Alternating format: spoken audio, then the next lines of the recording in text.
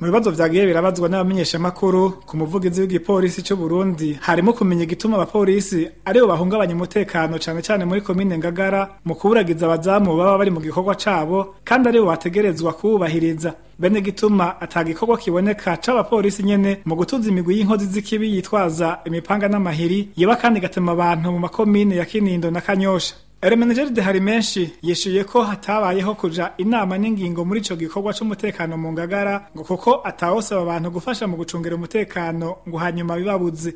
Nayo imiduga y'igipolisi nyegeje inomero ziyiranga yavuzwe ko ari ikoreshwa mu guhungabanya ico gikorwa c'umutekano mu Ngagara. Umuvugizi w'igipolisi cy'u Burundi arabihakana akavuga ko ivyo abapolisi bakoze babikoze ku mugaragaro atakwihisha.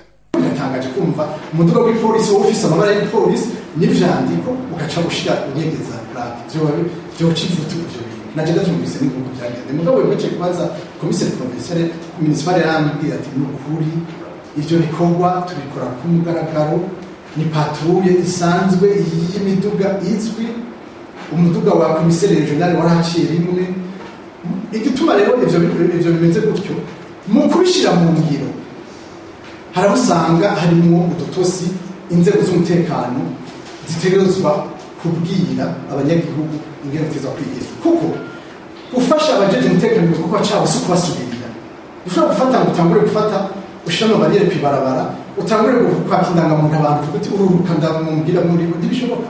Bamwajije n'ingene mu gipolisi cy'u Burundi bakiriye amakuru y'abapolisi baranduye umurima w'igitegwa ca Stevia igitaza muri komine Muhuta y'intara ya Bujumbura. Nawe yishura ko nawe nyine baguye mu gahundwe bavyumvise ngo kuko abapolisi bajeje kubahiriza abantu n'ivyabo kurandura umurima naho ngo ni cyaha gitegekanijwe mu gitabo mpanavyaha ngo niyo rero basanga ico cyaha kibagira koko ngo bazohanwa vy'akarorero.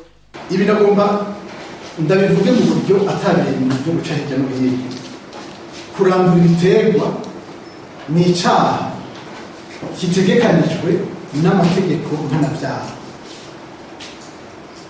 Twebwe rero tuvyumvise mu polisi twarabimugabira ko nta muntu yotegeka abapolisi kuja ko twebwe ahubwo dufise amategeko yo gukingira abantu n'ivyabo mu gihe ibivuga kuri njye mu polisi vyoba bimitse nk'uko vyagenze kuko nta muntu umwe yamuhaye itegeko ryo kubikora ico twavuze kugeneza kandi nta n'uworimuha akaramuka yagikora bijya abantu ibikurikira ntimuzote bakubibona kuko byo barakamana amazi abapolisi bajejwe gukingira abantu n'ivyabo. Ku kibazo cyo kumenya ko atasano yoba riri hagati y'igikorwa cyo gufata abanyamahanga cane cane abanyarwanda na ca kibazo c'ibiziga vyatowe hagati y'u Burundi n'u Rwanda mu kiyaga Gweru, umuvugizi w'igipolisi cy'u Burundi yishuye ko iryo sano atari hari ngo kuko hadafatwa abanyarwanda gusa hafata umunyamahanga wese adakwije ibisabwa. Akazi kose gakorwa mu gihe hari ibintu bivugwa ku maradiyo hirya no hino biroroshe kugira ngo umuntu arondere ingene akwegerako. Igipolisi mu kazi kayo ca misi yose kuraba ko abantu baba mu gihugu b'abanyamahanga biciye mu mategeko ni igikorwa ca misi yose. Harahagaritswe abanyarwanda 14 n'abanyekongo 7 n'umugandu umwe n'umunyakode d'Ivoire umwe n'abantu 67. Hari indi operasiyo yabaye hahagarikwa abanyarwanda 21 n'abakongomani 15 n'abarundi 91. Wewe ugiye gukora ico gikorwa uvuga uti abantu badafise ivyangombwa cyangwa bafise navyo bitahuye n'amategeko. Abanyarwanda dufitanye imigenderanire myiza barafise ubuserukizi ngaha ivyo dukora barabizi.